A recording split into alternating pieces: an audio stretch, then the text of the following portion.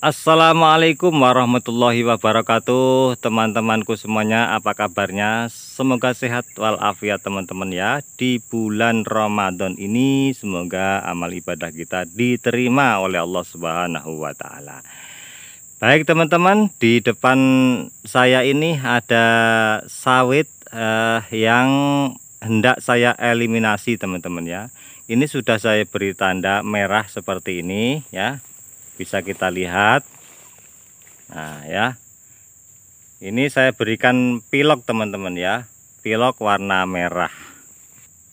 Nah ini piloknya teman-teman ya. Yang penting tanda teman-teman ya, nggak harus pilok, yang penting tanda apa saja untuk menandai sehingga kita tidak lupa untuk memberitahukan kepada bagian yang tukang potong atau tukang pembasmi, entah dengan cara apa, yang penting tujuan kita untuk dieliminasi. Tidak hanya ini teman-teman ya, tidak hanya pohon ini saja, tapi ada 5 pohon yang sudah saya tandai untuk dieliminasi.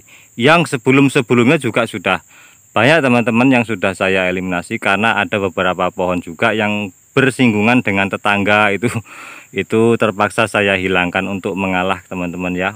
Karena kalau kita nggak potong juga kasihan tetangga, dan juga sawit kita juga tidak maksimal untuk bagian yang lain. Ini juga sama teman-teman, jadi salah satunya yang ini memang ada kelainan kalau kita lihat, tapi mohon maaf ini asumsi saya karena saya tidak punya laboratorium. Baik perawatan maupun pemupukan di lahan kita itu kita lakukan dengan semua pohon itu sama, tapi untuk pohon yang satu ini contohnya tidak berubah signifikan ya, sedangkan pohon yang lain seperti yang ada di sampingnya ini itu bagus ya. Ini pohonnya saja teman-teman ya, kalau untuk buahnya ini memang lagi trek-treknya di daerah kami ya, lagi trek-treknya, buahnya hanya seperti ini saja ya. Dalam satu pohon tuh ada, kalau di situ ada sekitar 4 keliling sampai 5 ya. Dan kita lihat ke sana juga ya, ada buahnya teman-teman, tapi lagi musim trek di daerah kami ya. Tuh ya.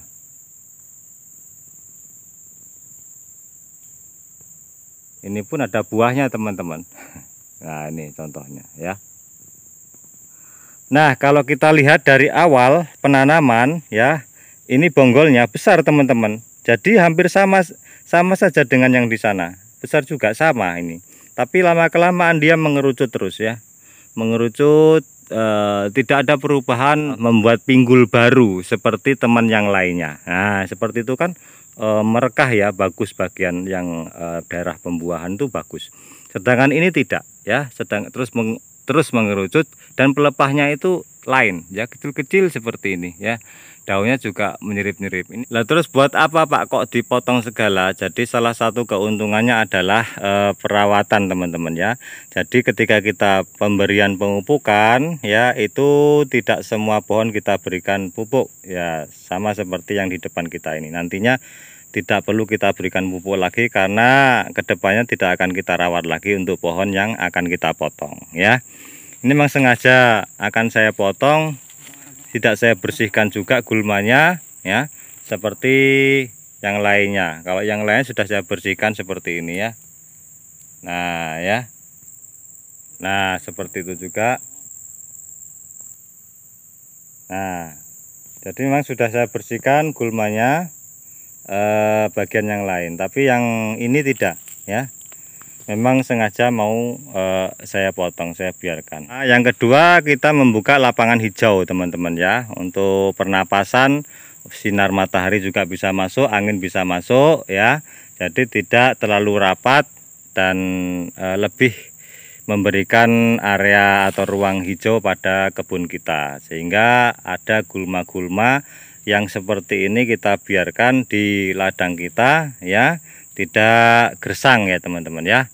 Jadi itu salah satu keuntungan juga. Jadi kebun saya rimbun teman-teman ya, seperti ini. Hanya bagian piringan-piringan saja itu yang saya bersihkan, dan pasar pikul ya. Sebenarnya saya nggak menganjurkan begini teman-teman ya, terus terang. Jadi begini bagus saja ya, apalagi pada saat musim kemarau itu gulma-gulma dibiarkan seperti ini bagus teman-teman, untuk supaya melindungi tanah kita. Tapi sekarang ini musim hujan teman-teman, harusnya kita potong pakai mesin motong rumput supaya tidak menjadi sarang ular dan juga tikus-tikus itu juga lebih terang ya, lebih terang. Karena kenapa? Karena lebih cepat juga tumbuh kok. Pada saat musim hujan itu lebih cepat tumbuh. Ya saya anjurkan pada teman-teman kalau bisa dipotong rapi ya, dipotong rapi sehingga kebun Anda itu terlihat bersih, rapi, tapi tidak disemprot total. Nah, ya, rapinya itu karena dipotong rumputnya. Jadi rumputnya masih hidup di situ. Tapi pendek. Nah, gitu ya. Tidak disemprot total. Bagian piringan saja yang kita semprot ya. Saya semprot kemudian kita lakukan pemupukan. Nah, seperti itu ya. Baik teman-teman, sedikit video dari kami tentang mengeliminasi